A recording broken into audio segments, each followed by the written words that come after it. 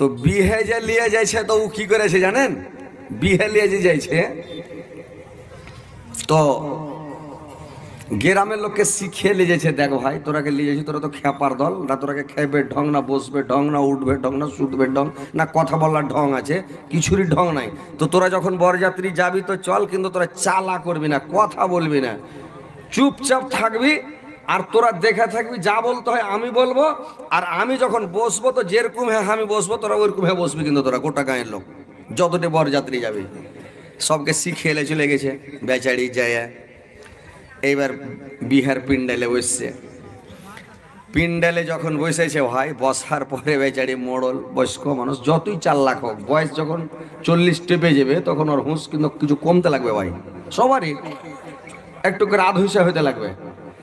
তো বেচারি মোড়ল বসছে তো খেয়াল করতে পারেনি, কিন্তু যে শিখিয়ে লেগে গেছে যে যেরকম করে আমি বসবো এরকম করে বসিও, এই বসছে তো আর নামকার কাপড় নামতে উপরকার কাপড় উপরে হয়ে গেছে। এবার গ্রামের লোককে তো শিখিয়ে লেগেছে যেরকম হ্যাঁ আমি বসবো এরকম হ্যাঁ বসিস, আর এই স্যার আমার চাবে দেখ দোকান খোল, সব শাটার উদাম কর ফাটাফাট। মনে হয় যে দোকান খুলে বসলে সম্মানটা বেশি করবে এই গ্রামের লোক, সব ভাই লেগেছে দোকান খুলতে পাড়া পাড়। 150 বরযাত্রী গেছে, যতটি ছিল সবাই দোকান খুলে বসে গেছে, সবাই বসে আছে। এবার গ্রামে মাইকিং হলো, খবর হলো যে বিয়ে পড়াইতে আইসো, লোকজন সব চলে এসছে, বরযাত্রী তো বিহাটা পড়িয়ে দাও, মোড়ল এলো, সর্দার এলো, খতিব এলো, আরো লোকজন মান্যগণ্য গেল, মেম্বার প্রধানেরা এলো, সব মুখে টুকিয়ে গেলা এলো। এবার বিহা পড়াইতে যে বসবে, পিন্ডালে যদি ঢুকেছে, দেখছে মোড়ল সর্দার খতিব, যেদিকে তাকাইছে ওই দিকে দোকান খোলা, যার দিকে দেখছে ওরই দোকান খোলা।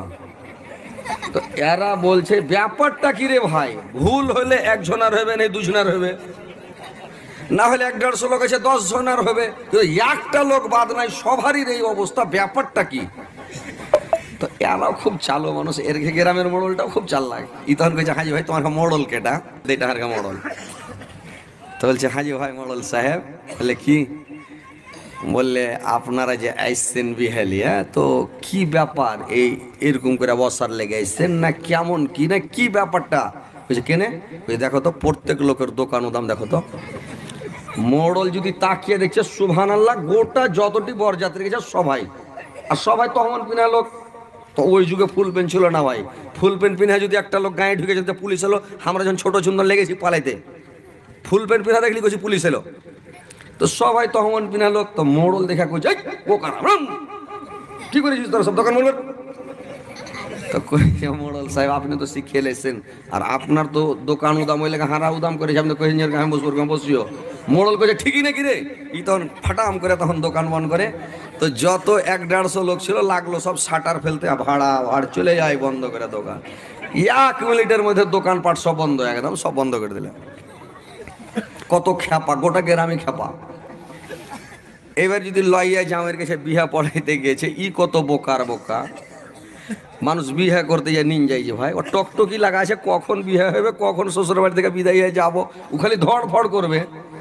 ই খ্যাপাকে নিন চলে এসছে, লাইয়া জামাইকে নিন চলে এসছে।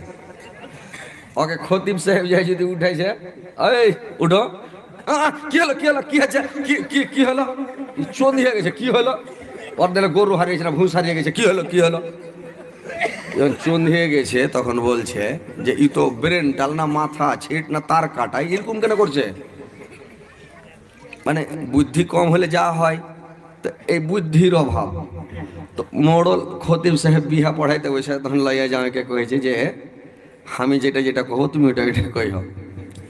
বোঝা আচ্ছা ঠিক আছে, লইয়া যাও। ইজন কয়েছে আলহামদুলিল্লাহ নাহমাদুহু ওয়া নাস্তাইনুহু, লইয়া জামাই শুরু করেছে আলহামদুলিল্লাহ নাহমাদুহু ওয়া নাস্তাইনুহু ওয়া নাস্তাগফিরুহু।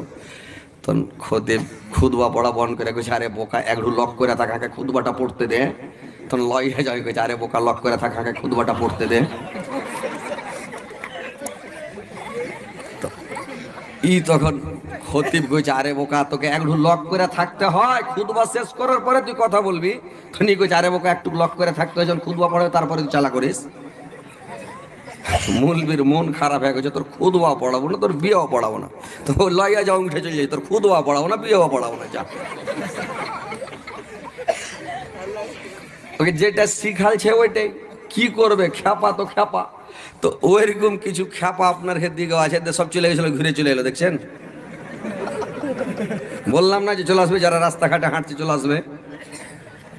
আর যারা খাড়িয়ে আছেন ভাই একটু বসে যান, ওই খ্যাপার গায়ের মতন করিয়েন না, আগা দিকে চলে এসেন না ভাই, চলে এসেন আগা দিকে আইলে ভালো লাগবে, বুঝতে পারলেন? হজ করতে ভালো লাগবে।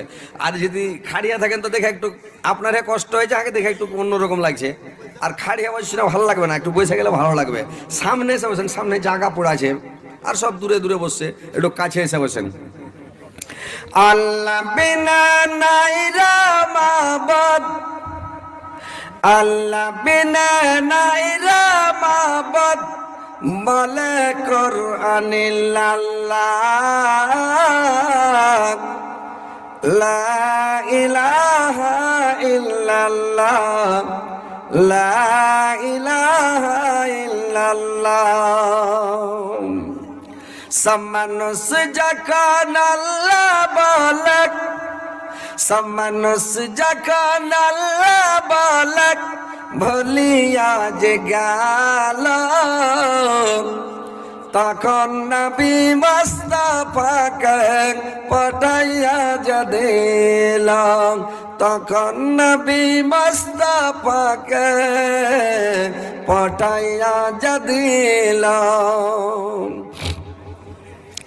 তাহার পূর্ণ নামটি হল মুহাম্মাদুর রাসূলুল্লাহ, লা ইলাহা, লা ইলাহা ইল্লাল্লাহ, লা ইলাহা ইল্লাল্লাহ।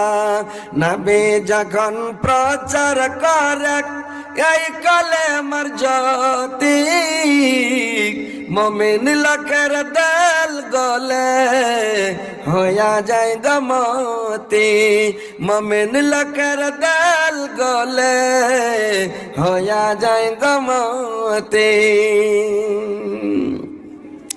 এই কলেমার উচ্চারণে, এই কলেমার উচ্চারণে আজ বিশ্ব জাহান উজালা, লা ইলাহা ইল্লাল্লাহ, লা ইলাহা ইল্লাল্লাহ। তো ভাই কথা হচ্ছে যে শান্তিভাবে বসেন। আমি যে আয়াত পরিবেশন করেছি ইনশাআল্লাহ সামনে রেখে কোরআন এবং হাদিসের কথা কিছু বলবো। জানার নাম ভাই দিন নয়, মানার নাম হচ্ছে দিন। আপনারা যদি হাদিস গাড়ির গাড়ি জানেন আর হাদিসের ওপরে যদি আমল না করেন, তো আপনার হাদিস জেনে কোনো লাভ হলো না, জানা করতে না জানাই ভালো। আর যদি দু চারটা হাদিস জানেন কিন্তু হাদিসের ওপরে আমল করছেন, তো আপনি কামিয়াবি হয়ে গেলেন।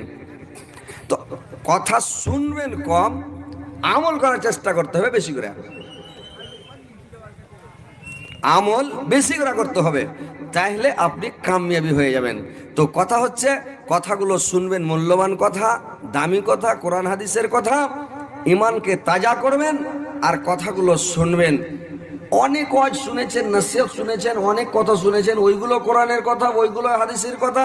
কিন্তু কথা হলো হাদিস কোরআনের কথা যখন শুনবেন তখনই নতুন মনে হবে, আর যখনই শুনবেন কোরআনের কথা, কোরআনের আয়াত যখন পড়া হয়, বারবার যদি পড়া হয়, বারবার পড়া হয়, তবুও মজা লাগবে।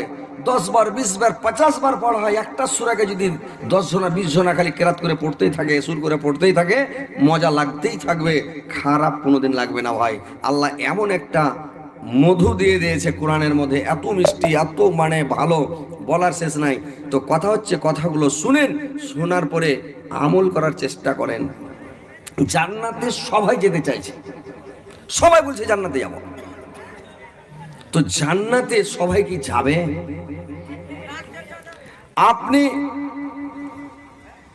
নামাজ পড়েননি, আপনি যতই দান করেন, খায়রাত করেন, সাদকা করেন, হজ করেন, 52 বার হজ, টাকা, কোটি কোটি টাকা আপনি দান করে দেন, কিন্তু আপনার সালাত নাই, মানে নামাজ নাই, আপনার কিয়ামতের দিন একটাও নেকি পাল্লাতে উঠবে না। একটা ঔষধ করার লেগে নেকি টুনে পাবেন না, আপনার কিছু থাকবে না, সব সাফাচাট। নেকির পাল্লা আপনার খতম, গুনহার পাল্লা ভারী হবে, আপনাকে জাহান্নামে যেতে হবে। খুব দান খেরাত করেছেন, আবার শুনেলেন নামাজও পড়েছেন, রোজাও রেখেছেন, হজও করেছেন, জাকাতও দিয়েছেন, সব কাজ করেছেন পৃথিবীতে, কোনো কাজ বাকি রাখেননি।